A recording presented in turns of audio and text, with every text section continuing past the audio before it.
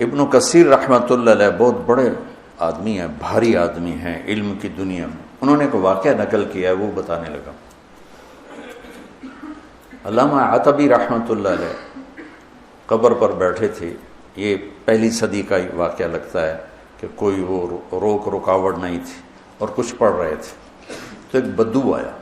اس نے اپنی اونٹنی کو باہر کھڑا کیا اور آ کر اندر سلام پیش کیا، السلام علیکم یا رسول اللہ.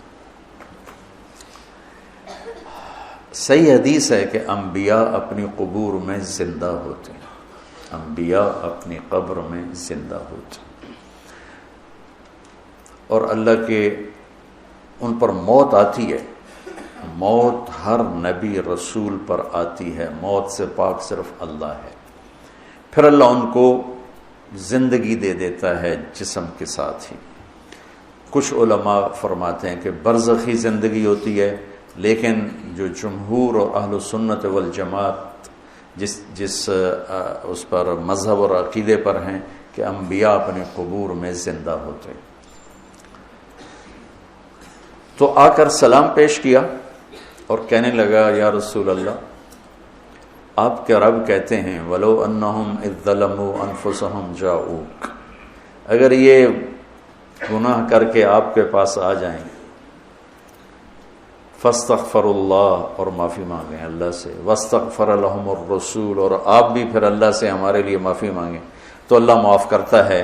تو جِئْتُكَ مُسْتَغْفِرًا لِلذُّنُوبِ وَمُسْتَشْفِعًا بِكَ إِلَىٰ رَبِّي أَنْ يَغْفِرَ لِي، میں آپ کے پاس اپنے گناہوں کا بوجھ لے کر آیا ہوں اور آپ کو سفارشی بناتا ہوں اللہ کی بارگاہ میں کہ اللہ تعالیٰ مجھے معاف کر دے.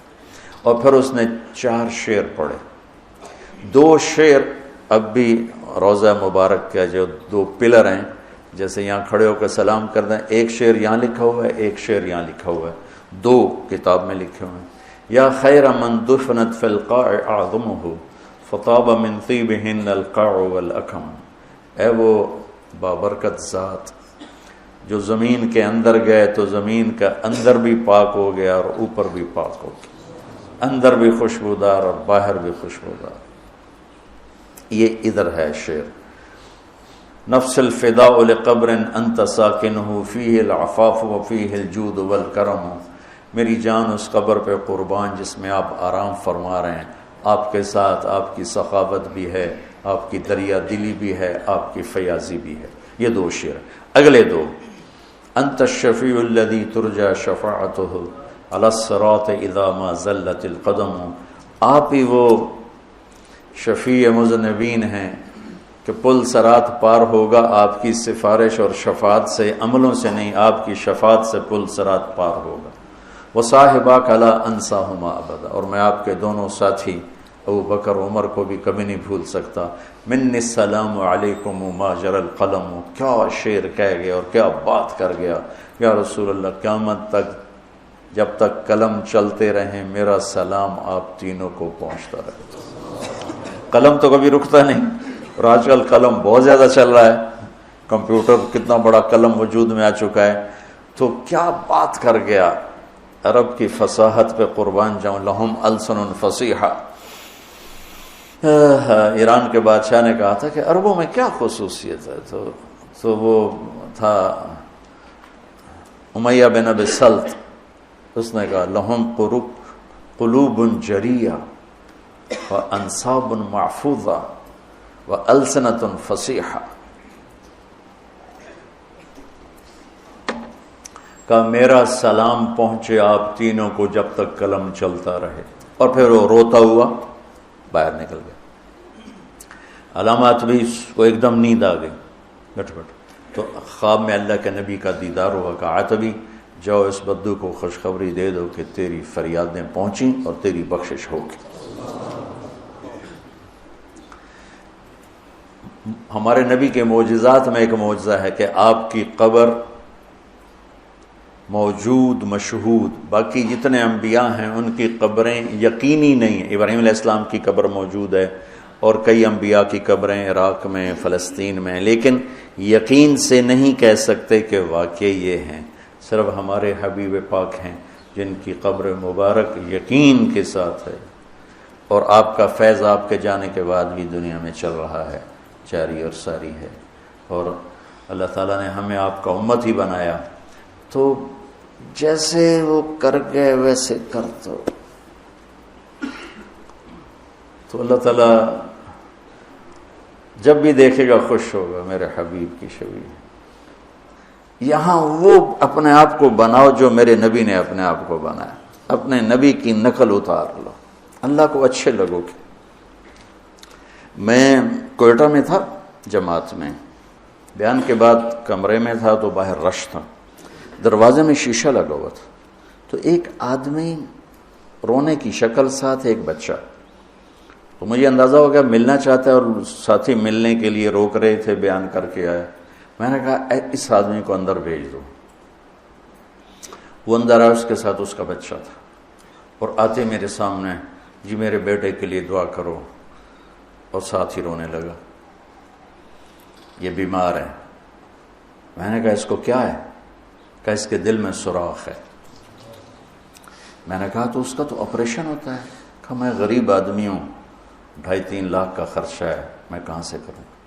میں نے اس کے بیٹے کو دیکھا، اس کے بعد تو وہ مجھے بالکل اپنے بیٹے علی کا ہم شکل نظر آیا، وہ بھی چھوٹا تھا۔ آپ یقین مانے میں نہیں جانتا وہ کون آدمی ہے، کون، صرف اس بچے میں نے اپنے بچے کی شبیہ دیکھی، مجھے اتنا پیار آیا۔ میرا بھائی دل کا ڈاکٹر ہے، میں نے اسی وقت فون اٹھایا، میں نے کہا ایک مریض بھیج رہا ہوں، اس کا 1 پیسہ نہیں لگنا چاہیے، سارا اس کا علاج ہم کریں گے۔ ان کا ٹھیک ہے بھیج دو۔ اس کا صرف کوئٹے سے لاہور کا کرایہ اور لاہور سے کوئٹے کا کرایہ خرچ ہوا، باقی سارا انتظام کیا کس بات پر؟ میرے بیٹے کے مشابہ تھا۔ تو میں ایک چھوٹا سا آدمی ہوں، اور اپنے بچے کی شبیہ سے محبت آئی اور میں نے اس کا علاج کروایا۔ تو جب اللہ اپنے حبیب کی شبیہ تم میں دیکھے گا تو اس کو کتنا پیار آئے گا۔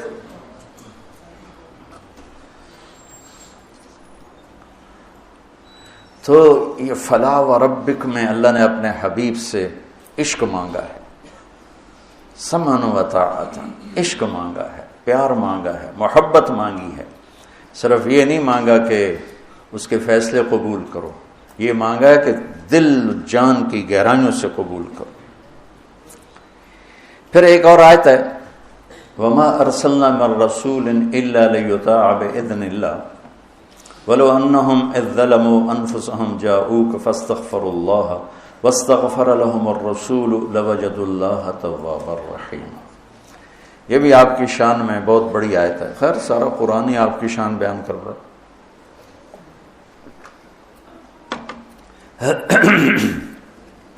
اللہ تعالیٰ فرماتے ہیں کہ ہم رسول اس لیے بھیجتے ہیں کہ اس کی اطاعت کی جائے، رسول اس لیے آتا ہے کہ اس کی اطاعت کی جائے۔